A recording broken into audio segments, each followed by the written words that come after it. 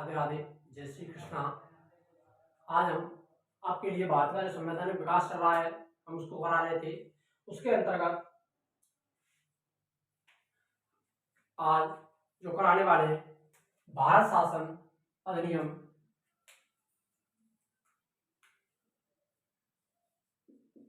भारत शासन अधिनियम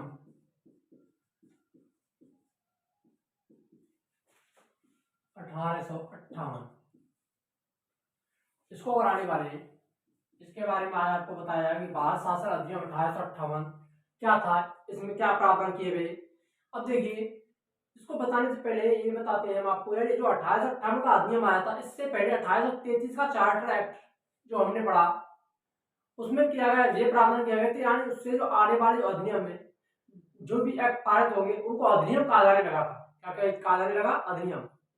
अधिनियम के नाम से उनको जाना जाने लगा था। यानी जो सबसे पहला जो भारत शासन अधिनियम, इसको चार्टर एक्ट नहीं कहा गया, इसको क्या कहा? भारत शासन अधिनियम में ईस्ट इंडिया जो कंपनी थी, उस समय तक भारत का शासन था, तब तक जो एक्ट पारित हुए उनको चार्टर एक्ट के नाम से जाना जाता रहा। परंतु जब 1858 का जो एक्ट है वो पारित किया गया, तो उसे भारत शासन अधिनियम नाम दिया गया, क्योंकि जो ब्रिटिश क्राउन है, ब्रिटिश संसद थी, वो भारत पर अपना स्वामित्व यानी अपना अधिकार स्थापित करना चाहती थी, ईस्ट इंडिया कंपनी के शासन को समाप्त करके। इसीलिए इसको भारत शासन अधिनियम नाम दिया गया। भारत का जो शासन है, भारत की जो शासन व्यवस्था थी, अब ब्रिटिश सरकार है, ब्रिटिश क्राउन के द्वारा हाथ में आ गई थी इस अधिनियम द्वारा, और वहीं से भारत का जो शासन व्यवस्था है वो चलाई जाने लगी थी। इससे पहले हम 1898 जो अधिनियम पारित हुआ, इससे पहले की जो घटना है उसमें सबसे जो अधिक प्रभाव आता है वो आता है 1857 की जो क्रांति है। 1857 की जो क्रांति हुई थी 1857 में, उसका सर्वाधिक प्रभाव देखा जाता है इसके ऊपर, क्योंकि 1857 की क्रांति के कारण भारत में जगह जगह पर विद्रोह हुए। उससे क्या है, ब्रिटिश जो सरकार थी, संसद थी, उसने ये देखा कि भारत की जो स्थिति है, भारतीय जनता अंग्रेजों ईस्ट इंडिया जो कंपनी है उसके कारण से अक्षुब्ध थी, उसका विरोध करने लगी और जगह जगह विद्रोह होने लगे। 1857 की जो क्रांति है बहुत विकट रूप धारण कर चुकी थी, और वो भारत चाहता था कि भारत को ब्रिटिश सरकार ने, ईस्ट इंडिया जो कंपनी थी उस समय, उससे स्वतंत्र कर दिया जाए।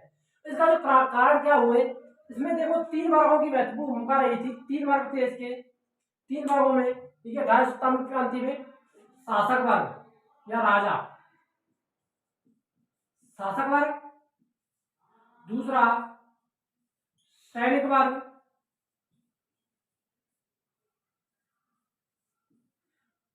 और तीसरा था शिक्षित वर्ग।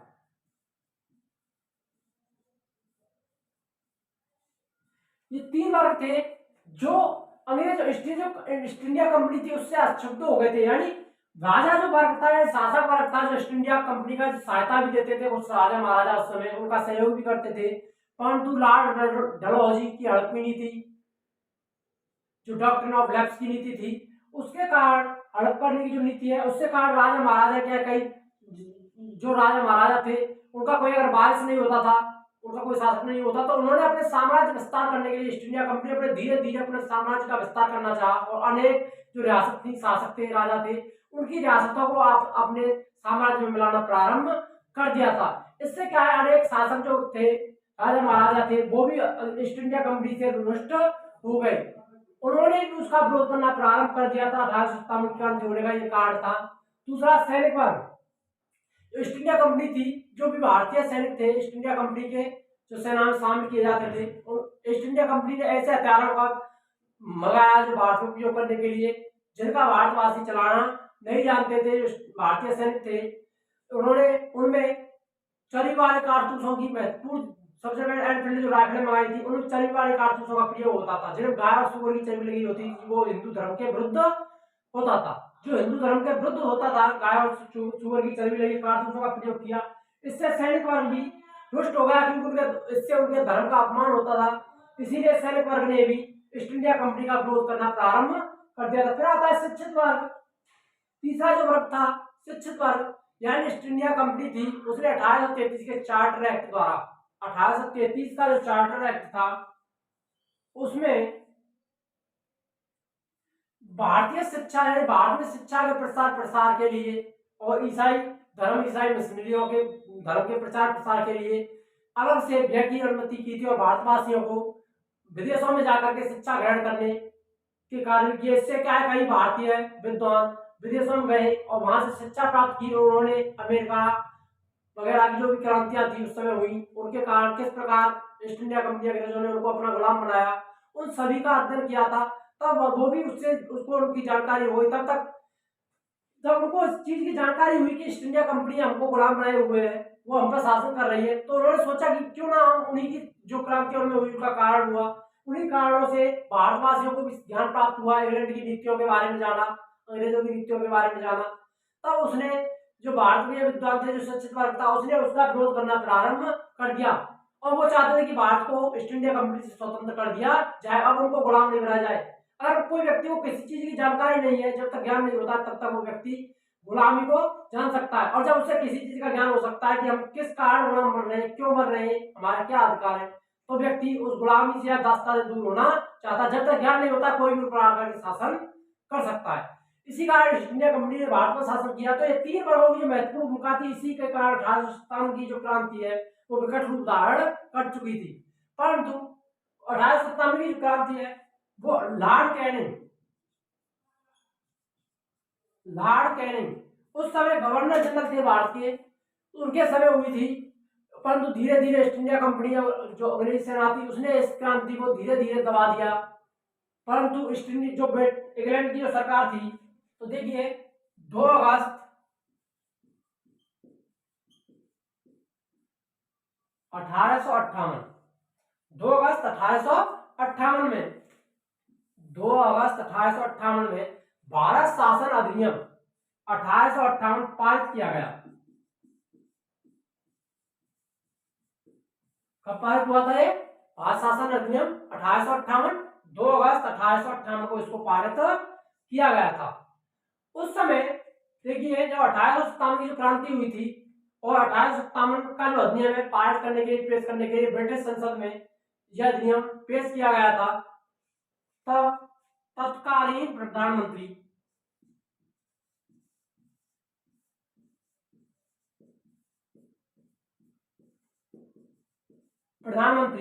उस समय ब्रिटेन के तत्कालीन प्रधानमंत्री जो थे उनका नाम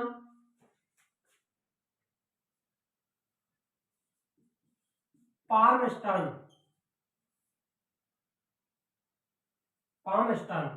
क्या था? पामस्टन उस समय तत्कालीन प्रधानमंत्री थे जब 1858 का जो अधिनियम है, भारत शासन अधिनियम, ब्रिटिश संसद यानी ब्रिटिश क्राउन में पेश किया गया था। उस समय तत्कालीन प्रधानमंत्री कौन थे? पामस्टन। उनके समय उसको पेश किया गया, लेकिन उन्होंने कुछ समय बाद त्याग पत्र दे दिया। इन्होंने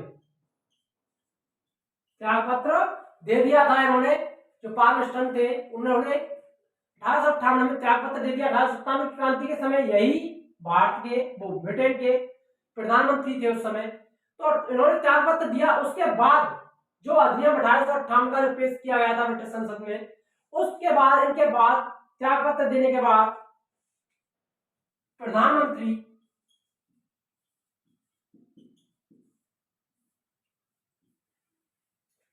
विलियम डर्बी, लॉर्ड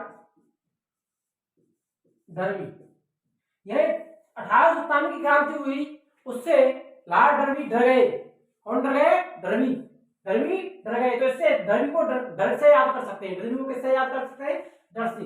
तब उनके पामस्टन के त्याग पत्र देने के बाद लॉर्ड डर्बी प्रधानमंत्री बनाए गए।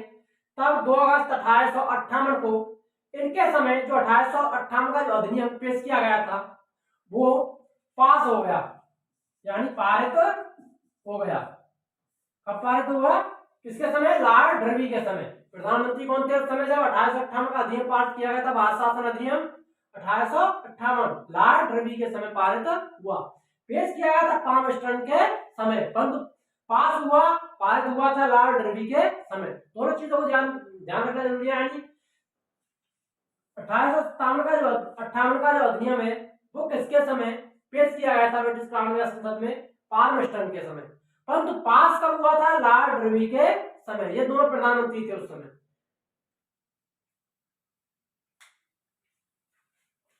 तो हमने ये पढ़ा कि 1858 का अधिनियम कब पारित हुआ था? 2 अगस्त 1858 को पारित हुआ था। अब इसके जो प्रावधान है उसके बारे में भी बताते हैं हम। देखिए, इस समय जो ये पास हुआ था उस समय विक्टोरिया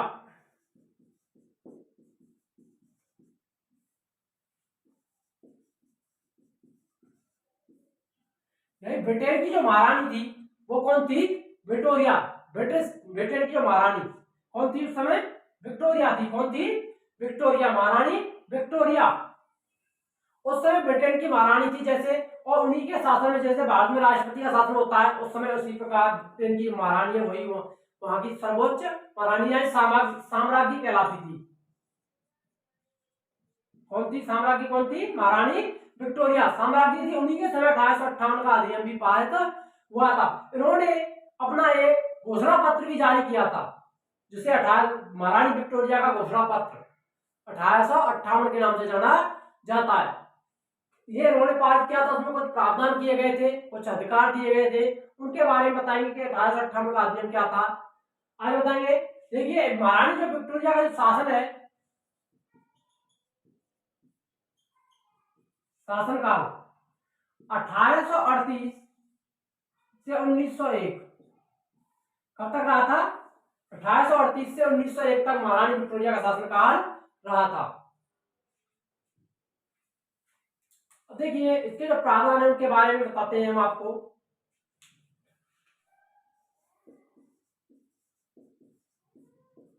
देखिए, क्या क्या प्रावधान होते हैं इसमें। 1858 का जो भारत शासन अधिनियम पारित किया गया था उसके जो प्रावधान है वो क्या प्रावधान थे उनमें? सबसे पहले देखिए, सबसे जो पहला प्रावधान था, ईस्ट इंडिया कंपनी का शासन समाप्त कर दिया गया। ईस्ट इंडिया कंपनी का शासन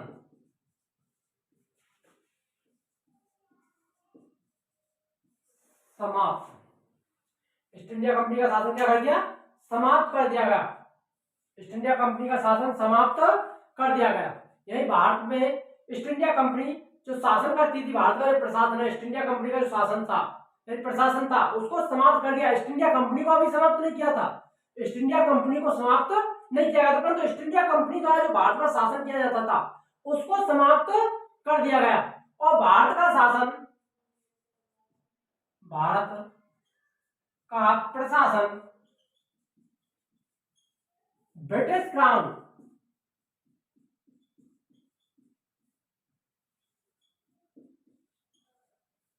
या संसद कह सकते हैं जिसे, ब्रिटिश क्राउन या संसद को सौंप दिया गया।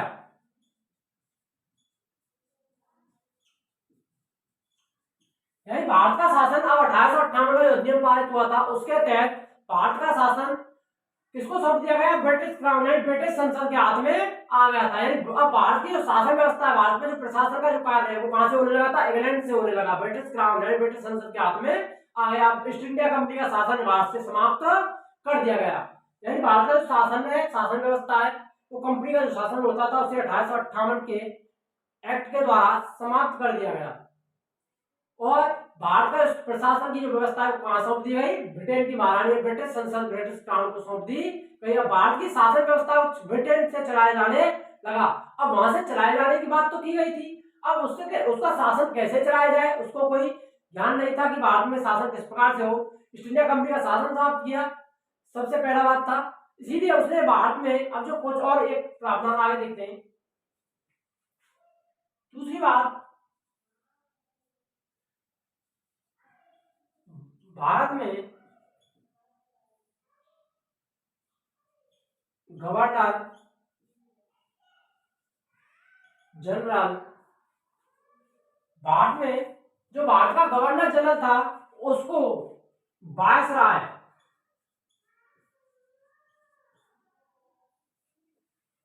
बना दिया गया।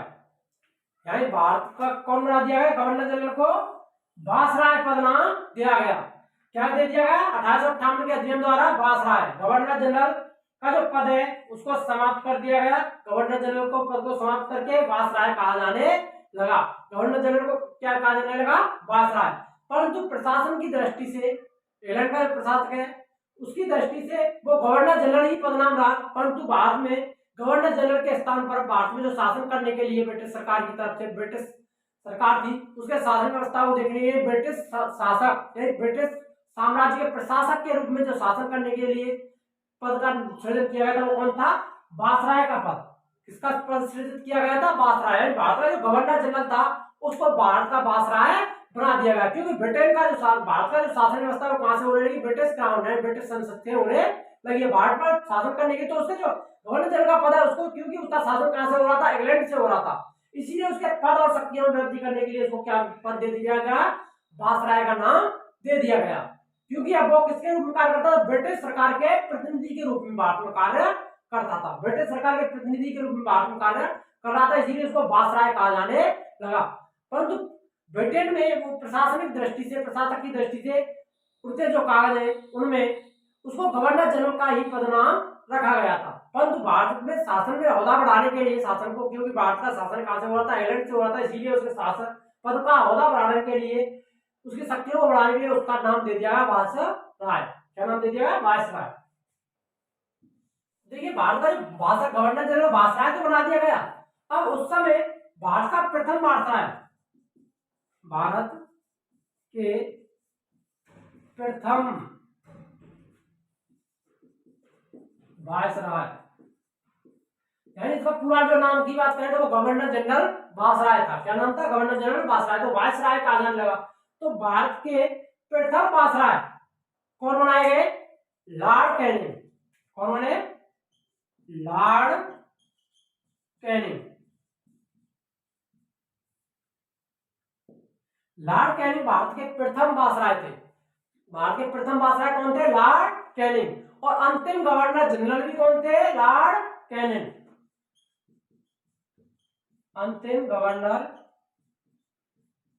जनरल,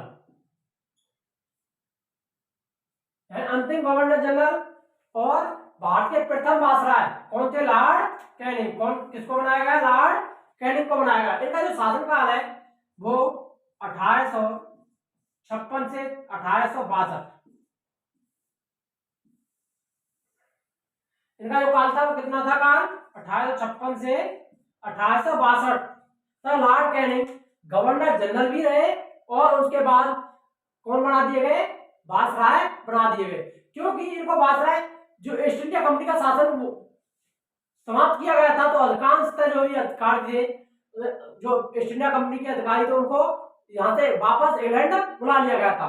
1857 की क्रांति लॉर्ड कैनिंग के समय हुई थी, फिर भी इनको भारत में ही रखा गया और इनको वायसराय बना दिया गया था। क्यों बनाया गया था, क्योंकि ये जो महारानी विक्टोरिया थी उनके रिश्तेदार थे। कौन थे, उनके रिश्तेदार, उनके सगे संबंधी थे, उनका कुछ ना कुछ उनसे रिश्ता था, इसीलिए उनको भारत से वापस इंग्लैंड नहीं बुलाया गया और इनको क्या बना दिया गया, भारत का वायसराय बना दिया गया था। और भारत के अंतिम गवर्नर जनरल कौन थे, लॉर्ड कैनिंग। तो वायसराय का पद सृजित हुआ। साथ साथ देखिए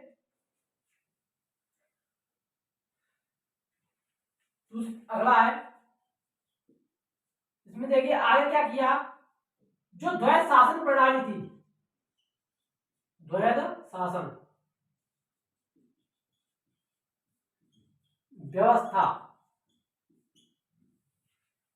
द्वैध शासन जो व्यवस्था थी, ब्रिटिश इंडिया एक्ट 1784 के ब्रिटिश इंडिया एक्ट के द्वारा जो द्वैध शासन व्यवस्था प्रणाली को लागू किया गया था वो 1858 के अधिनियम 1784 से प्रारंभ हुई थी। कब से शुरू हुई थी, 1784 के ब्रिटिश इंडिया एक्ट द्वारा से प्रारंभ किया गया था। द्वैध शासन में देखिए क्या था, board of control, board of control एक, और दूसरा था बोर्ड ऑफ डायरेक्टर्स।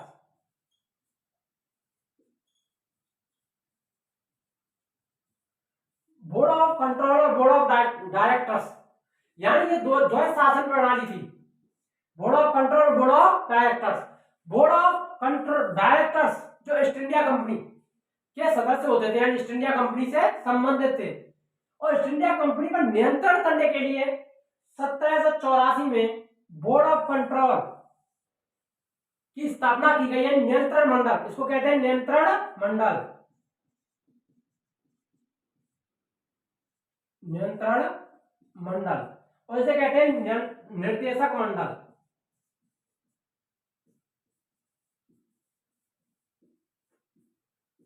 ये क्या होता है? निर्देशक मंडल ईस्ट इंडिया कंपनी का शासन कैसे चलाया जाएगा, किस प्रकार चलेगा, उसका शासन देने के लिए, निर्देश देने के लिए इस पर बोर्ड ऑफ डायरेक्टर्स की नियुक्ति की गई थी। और बोर्ड ऑफ कंट्रोलर की नियुक्ति की गई थी नियंत्रण रखने के लिए। किस पर? बोर्ड ऑफ डायरेक्टर्स पर, कंपनी पर नियंत्रण रखने के लिए बोर्ड ऑफ कंट्रोल की व्यवस्था की गई। तो यह ध्वज शासन प्रणाली लागू हुई थी 1784 में। परंतु 1858 का जो अधिनियम आया, एक्ट आया, उसके द्वारा इस ध्वज शासन व्यवस्था को समाप्त कर दिया गया। समाप्त कर दिया गया। क्या कर दिया गया?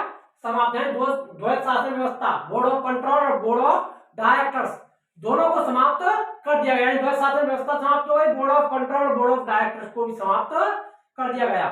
परंतु इनकी जो शक्तियां थी, इनके जब इनकी समाप्ति हुई तो इनकी जो शक्तियां हैं वो किसको सौंप दी गई, उसके बारे में बता दें। यानी इनकी जो शक्तियां हैं, इनकी शक्तियों का जो प्रयोग है वो कौन करेगा, उसके बारे में, यानी वो भारत सचिव, उसके लिए क्या बनाया गया? एक भारत सचिव पद सृजित किया गया। देखिए इसमें दो चीज मुख्य आती है 1858 के अधिनियम में, एक तो वायसराय आता है और दूसरा आता है सचिव। यानी वायसराय का पद सृजित हुआ और सचिव का पद सृजित किया गया, यानी भारत राज्य सचिव। यानी ब्रिटिश क्राउन ने, मुख्य साम्राज्य थी ब्रिटेन की, विक्टोरिया ने मुख्य सचिव, मुख्य राज्य सचिव की नियुक्ति भारत में की। मुख्य राज्य सचिव की नियुक्ति की थी, इसके बारे में बता दें। देखिए बोर्ड ऑफ डायरेक्टर्स और बोर्ड ऑफ कंट्रोल दोनों समाप्त कर दी गई। की शक्तियों को किसको सौंप दिया गया था? राज्य सचिव को। देखिए बोर्ड ऑफ डायरेक्टर्स और बोर्ड ऑफ कंट्रोल जो थे, नियंत्रक मंडल और निर्देशक मंडल, उनको समाप्त कर दिया गया। ध्वज शासन व्यवस्था समाप्त कर दी गई और उनकी शक्तियों को किसको सौंप दिया गया? भारत राज्य सचिव।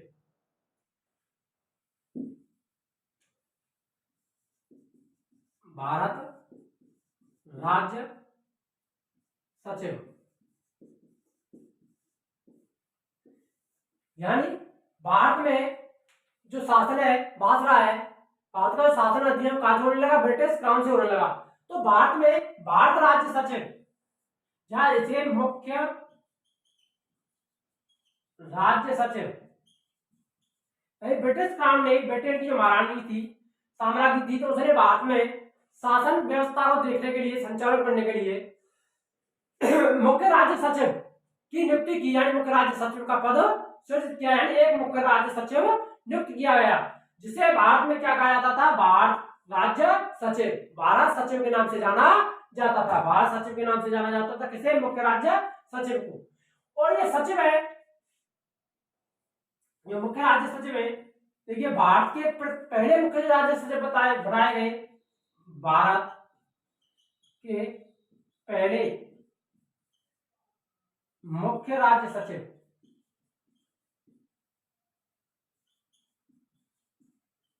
या कह सकते हैं भारत सचिव, भारत के सचिव।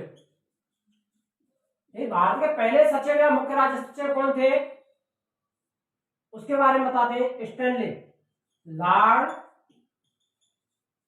स्टैनले, लॉर्ड स्टैनले भारत के पहले, लॉर्ड स्टैनले भारत के पहले कौन थे? मुख्य राज्य सचिव, यानी भारत के प्रथम राज्य सचिव की बात की जाती है तो वो कौन थे? Lord Stanley. ये क्वेश्चन कई बार पूछा भी जा चुका है कि भारत के प्रथम जो सचिव है वो कौन बनाए गए? लॉर्ड स्टैनले बनाए गए। यानी भारत के लिए एक सचिवालय की स्थापना की गई थी,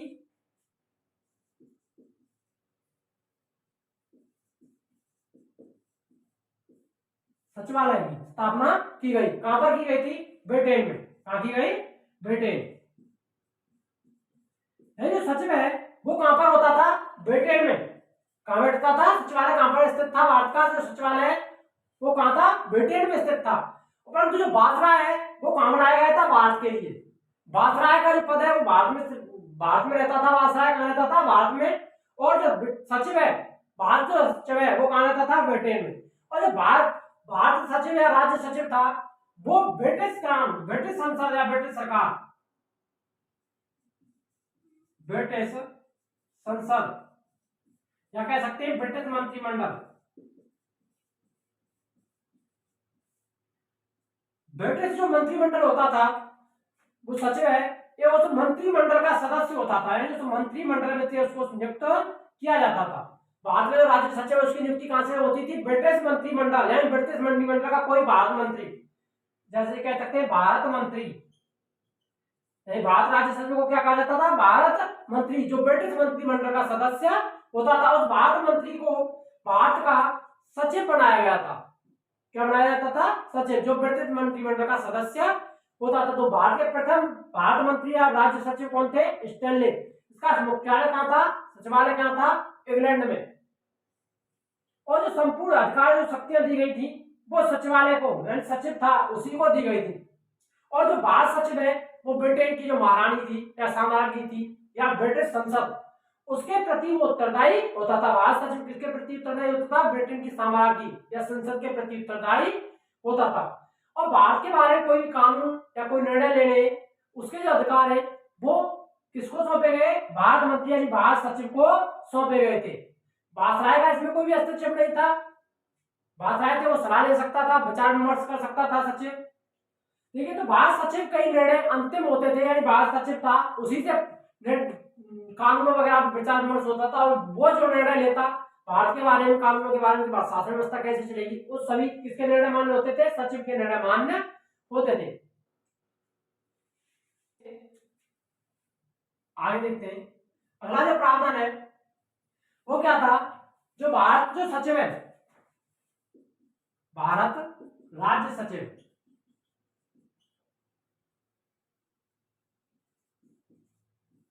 भारत राज्य सचिव को वायसराय,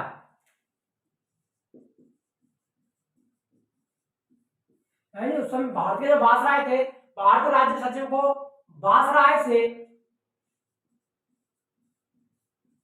गुप्त पत्र व्यवहार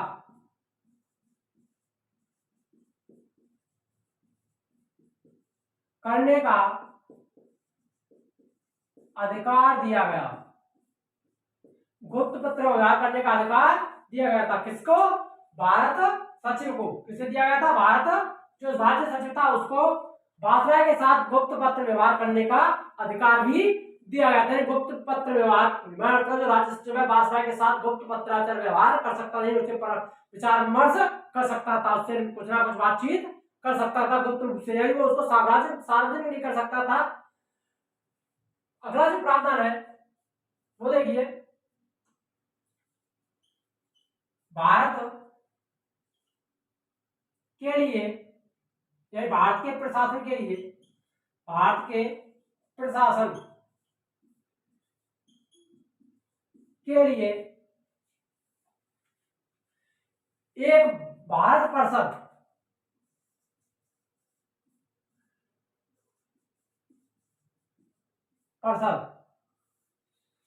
का गठन किया गया। भारत के प्रशासन के लिए, यानी भारत का जो प्रशासन है उसको चलाने के लिए किसका गठन किया गया था? भारत परिषद का गठन किया गया था। किसका गठन किया गया था? भारत परिषद का गठन किया गया था, जिसका अध्यक्ष कौन होता था? सचिव, यानी कैबिनेट जो सचिव था, कैबिनेट यानी जो मंत्रिमंडल का जो व्यक्ति था वो उस परिषद का अध्यक्ष होता था।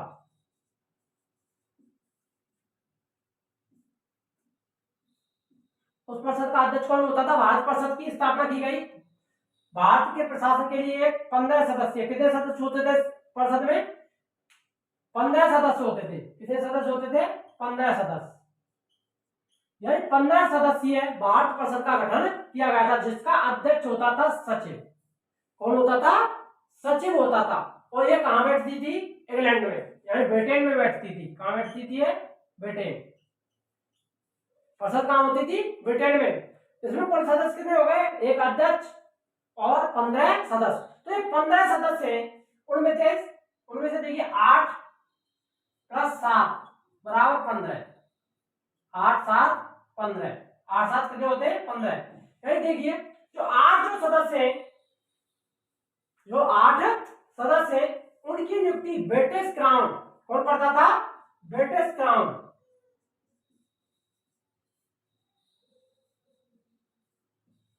या ब्रिटिश सरकार के द्वारा की जाती थी। 8 सदस्यों की नियुक्ति कौन करता था? British crown. और 7 सदस्यों की नियुक्ति board of directors, board of directors के द्वारा की जाती थी।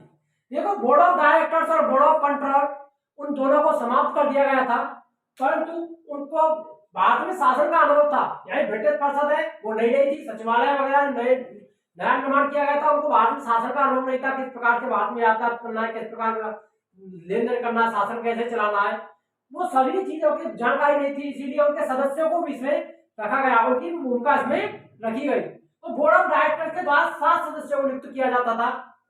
कितने सदस्यों को नियुक्त किया जाता था? 7। सचिव और जो वायसराय थे उनको उनकी नियुक्ति ब्रिटिश साम्राज्य के द्वारा की जाती थी। और जो सचिव है वो किसके प्रति उत्तरदायी होता था? ब्रिटिश संसद या ब्रिटिश क्राउन के प्रति उत्तरदायी होता है, साम्राज्य के प्रति उत्तरदायी होता था। अब देखिए, जो 15 सदस्य उनमें थे, जो 15 सदस्य थे भारत परिषद के, जो 15 सदस्य उनमें से जो व्यक्ति है उनके लिए कुछ शर्त रखी गई थी। उनके लिए शर्त क्या थी? यार उनमें से आधे सदस्य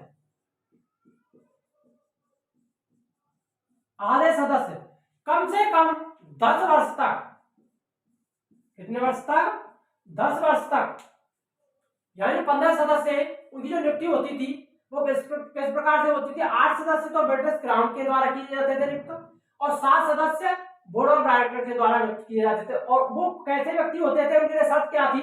उन सदस्यों के लिए, आधे सदस्यों के लिए कम से कम 10 वर्ष तक भारत में रहे हो, यह शर्त रखी गई थी। यानी जो सदस्य उनकी नियुक्ति क्या होती थी? यानी 10 वर्ष तक वो उनमें से जो व्यक्ति वो नियुक्त किए वो कम से कम भारत में रहे हो, उनको भारत के बारे में ज्ञान हो कि भारत में शासन व्यवस्था कैसे करनी है, क्या करना है, उनको भारत के बारे में कुछ ना कुछ जानकारी हो। ऐसे व्यक्तियों को जब 10 वर्ष तक भारत में रहे उनको तो भारत के बारे में जानकारी हो जाएगी। तो ऐसे व्यक्तियों को उसमें भारत परिषद में शामिल किया जाता था। भारत परिषद में उन व्यक्तियों को शामिल किया जाता था। ये शर्तें थी इसके लिए। देखिए, आगे का जो प्रावधान है उसके बारे में बताते हैं। ये चीजें हो गई। बोर्ड ऑफ डायरेक्टर्स की समाप्ति, द्वैध शासन व्यवस्था, बोर्ड ऑफ कंट्रोल और बोर्ड ऑफ नियंत्रण, board of control, board of director की समाप्ति हुई, द्वैध शासन व्यवस्था समाप्त की गई। वायसराय और भारत सचिव का पद सृजित किया गया, भारत परिषद की स्थापना की गई, उसके सदस्यों की नियुक्ति की गई। ये सारी चीजें ये हो चुकी है। अब देखिए, उस समय क्या था? ईस्ट इंडिया कंपनी को समाप्त तो कर दिया गया, परंतु ईस्ट इंडिया कंपनी की जो ईस्ट इंडिया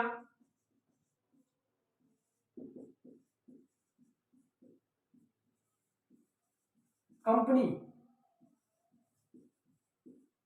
की सेनाओं को, ईस्ट इंडिया कंपनी की जो सेनाएं थी उनको समाप्त नहीं किया गया। वो ईस्ट इंडिया कंपनी की सेनाएं वो किसकी सेना होती थी? ब्रिटिश क्राउन की सेना के रूप में मान ली गई। यानी उनमें जो भी भारतीय व्यक्ति शामिल हो या भारतीय सेनाएं हो या इंग्लैंड की जो सेना, ईस्ट इंडिया कंपनी की सेना, उसको किसकी सेना बना दिया गया था? ब्रिटिश क्राउन की सेना। किसकी सेना बना दिया गया? ब्रिटिश क्राउन या ब्रिटिश संसद की सेना कहा जाने लगा। ये जो सेना थी वो किसकी सेना हो गई? ब्रिटिश क्राउन की, ना कि कंपनी की सेना नहीं रही। 1858 का जो अधिनियम है वो आया था। ईस्ट इंडिया कंपनी पहले ही भारत में, जो ब्रिटिश क्राउन था उसने सोचा था कि ईस्ट इंडिया कंपनी को साथ है कि वो भारत में साम्राज्य विस्तार वगैरह कर रही है, इसी कारण और उसके जो परिणाम है वो विकट परिस्थितियां उत्पन्न कर रहे हैं, इसीलिए ईस्ट इंडिया कंपनी को समाप्त करना चाहती थी ब्रिटिश क्राउन। तो इसीलिए 18 तो इन्होंने जो उसके कंपनी का अधिकार है उसको तो समाप्त कर दिया, यही प्रशासन है उसको अपने हाथों में ले लिया, परंतु कंपनी को समाप्त नहीं किया गया। तो कंपनी को समाप्त करने की जो व्यवस्था है वो कब हुई थी? ये 1 जनवरी 1874 को कंपनी, जो ईस्ट इंडिया कंपनी थी, उसको औपचारिक रूप से समाप्त कर दिया गया था। कब किया गया था? 1 जनवरी 1874 को ईस्ट इंडिया कंपनी को समाप्त किया गया औपचारिक रूप से। इसकी समाप्ति कब हुई थी? 1 जनवरी 1874 को। और किसके तहत की गई थी? 1873 के प्रावधान के अनुसार। 1873 में एक पारित किया गया था, एक प्रावधान किया गया था कि ईस्ट इंडिया कंपनी को समाप्त किया जाएगा। उसमें कुछ प्रावधान किए गए थे। तो पूर्ण रूप से ईस्ट इंडिया कंपनी को औपचारिक रूप से समाप्त किया गया था कब समाप्त किया? 1 जनवरी 1874 को। कब समाप्त किया था? 1874। ईस्ट इंडिया कंपनी की सेना किसकी सेना बना दी गई? ब्रिटिश क्राउन की सेना बना दिया गया।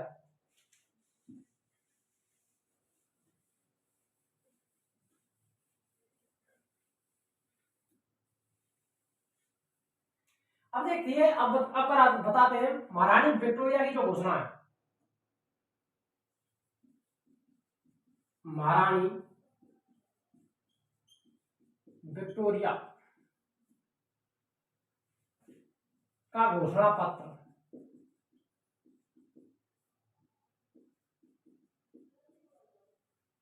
महारानी विक्टोरिया का घोषणा पत्र 1858। ये कब किया गया था? 1 नवंबर 1858 को। महारानी इंग्लैंड की महारानी थी, साम्राज्य थी उस समय महारानी विक्टोरिया, उसने एक घोषणा पत्र जारी किया था 1 नवंबर 1858 को। कब जारी किया था? 1 नवंबर 1858। इसके जो प्रावधान है इसमें उसके बारे में बताते हैं। देखिए ये घोषणा क्या थी? इसको 1 नवंबर 1858 को पेश किया गया था, ये घोषणा पत्र जारी हुआ था।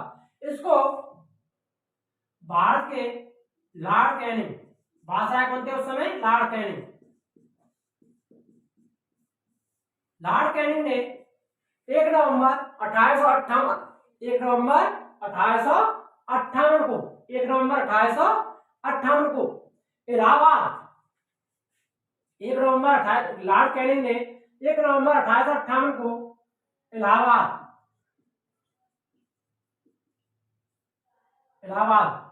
इसे अब क्या कहते हैं? प्रयागराज। क्या कहा जाता है? प्रयागराज।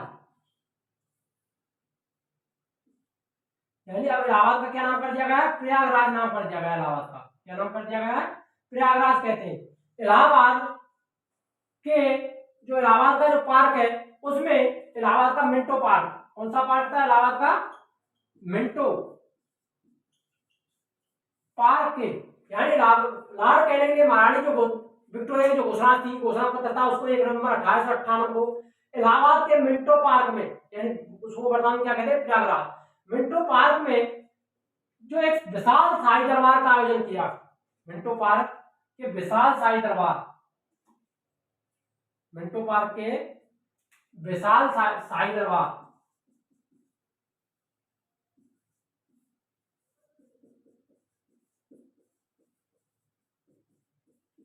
विशाल शाही दरबार बनाया और उस दरबार में महारानी विक्टोरिया की घोषणा को पढ़ा था, उस घोषणा पत्र को पढ़ा था। उसमें क्या क्या क्या बातें थी उसके बारे में बताते हैं आपको।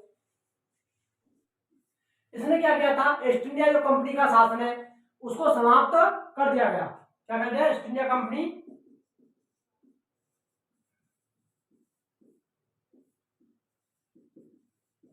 का शासन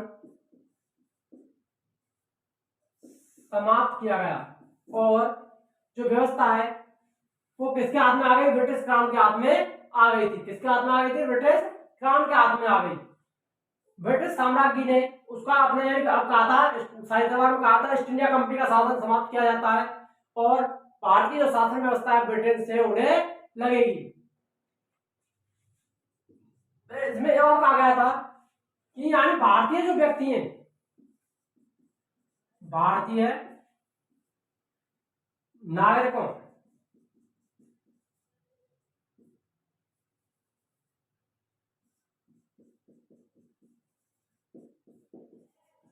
भारतीय नागरिकों को इंग्लैंड के अन्य शहरों में या अन्य प्रांतों में, अन्य उपनिवेशों में निवास करने वाले अन्य व्यक्तियों या लोगों की तरह ही समान अधिकार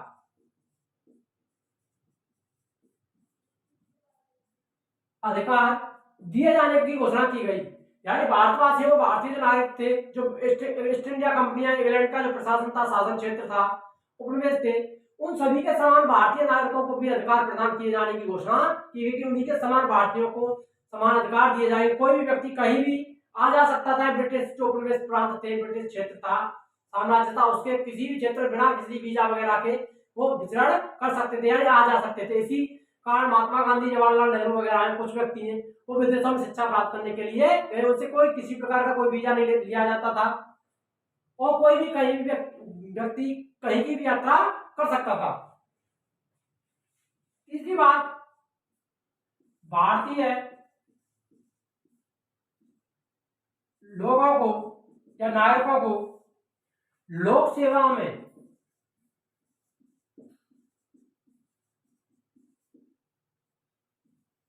यानी भारतीय जो व्यक्ति थे, भारतीय नागरिक थे, उनको सरकारी जो लोक सेवाएं थी, इंग्लैंड की जो प्रशासनिक या लोक सेवाएं थी, सरकारी सेवाएं थी, उनमें बिना किसी भेदभाव के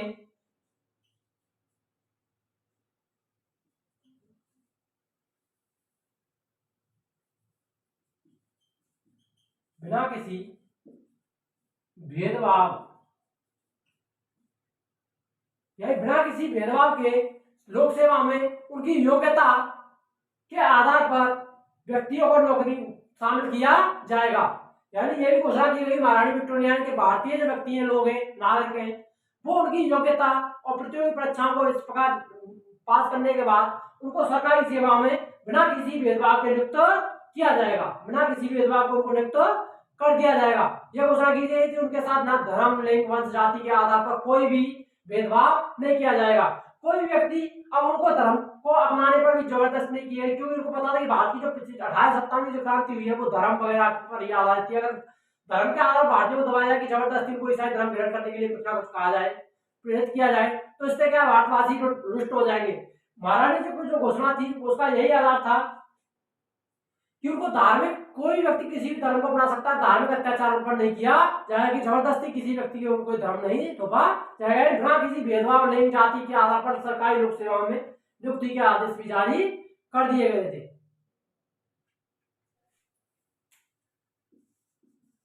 भारत परिषद की जो नियुक्ति की जाती थी, भारत परिषद को एक सलाहकारी माना जाता था। क्या माना जाता था? सलाहकारी परिषद। ईस्ट इंडिया कंपनी का जो सलाहकारी भारत परिषद की स्थापना की गई थी, उसमें देखिए भारत परिषद क्या थी? एक सलाहकारी कारी संस्था थी, परंतु उसके सर्वोच्च निर्णय कौन लेता था? सचिव। जो भारत का सचिव होता था उसी के निर्णय सर्वोपरि होते थे। वो जो निर्णय लेता था उसकी सलाह को माने ना माने वो उसकी इच्छा पर निर्भर करता था। तो भारत परिषद किस प्रकार की संस्था थी? एक सलाहकारी संस्था थी। अंतिम निर्णय किसका होता था? सचिव का होता था।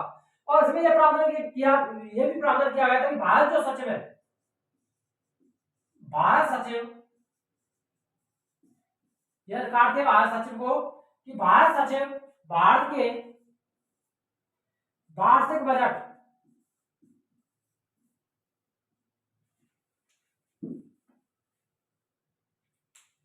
भारत के वार्षिक बजट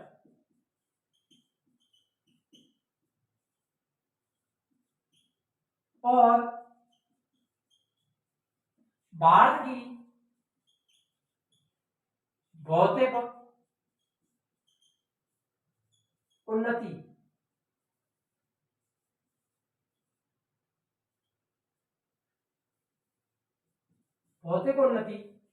भारत की वार्षिक बजट और भारत की भौतिक उन्नति व नैतिक प्रगति के बारे में ब्रिटिश संसद में प्रस्ताव पेश करेगा, यानी प्रस्ताव रखेगा। ये सारी बातें उसको अधिकार दिया गया था सचिव को कि वार्षिक बजट है, भारत का वार्षिक बजट कैसा है, कितना होगा, भारत की भौतिक व नैतिक उन्नति के बारे में भी वो ब्रिटिश सरकार के समक्ष बताएगा। यह अधिकार, देखिए ईस्ट इंडिया कंपनी का जो शासन हुआ वो समाप्त हुआ था इसमें। अब जो 1857 महारानी विक्टोरिया की घोषणा के बारे में जो घोषणा की थी, भारत का जो शिक्षित वर्ग था, कौन सा वर्ग था? शिक्षित वर्ग। भारत के शिक्षित वर्ग ने जो 1858 का भारत शासन अधिनियम पारित हुआ था, इसको भारत का मैग्ना कार्टा,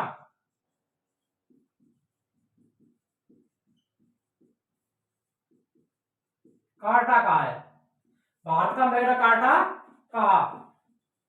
शिक्षित वर्ग ने क्या कहा था? भारत का मैग्ना कार्टा या अधिकार पत्र। उन्होंने भारत का जो शिक्षित वर्ग है वो जानता था कि जो इसमें जो घोषणाएं की गई हैं वो भारतवासियों के हित में, यानी कुछ भारतवासियों के जो अधिकार है उनको प्रस्तावित करती है, उनकी मांगों को स्वीकार करती है। भारत को भले ही स्वतंत्र नहीं किया जाए, परंतु भारतवासियों के लिए कुछ ना कुछ इसमें अच्छा प्रावधान किया गया है। इसीलिए 1858 का जो अधिनियम था उसको भारत का मैग्ना कार्टा भी कहा जाता है, जो महारानी विक्टोरिया की जो घोषणा थी उसको भारत का मैग्ना कार्टा के नाम से भी जाना जाता है।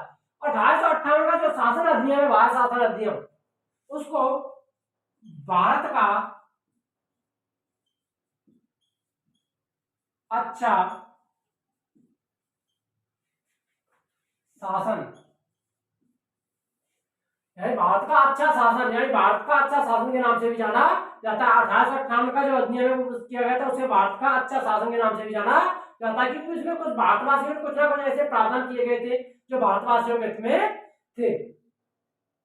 ये वीडियो हमारी यही समाप्त होती है। अगर आपको वीडियो अच्छी लगी हो तो वीडियो को लाइक करें और चैनल को सब्सक्राइब करें। जय हिंद।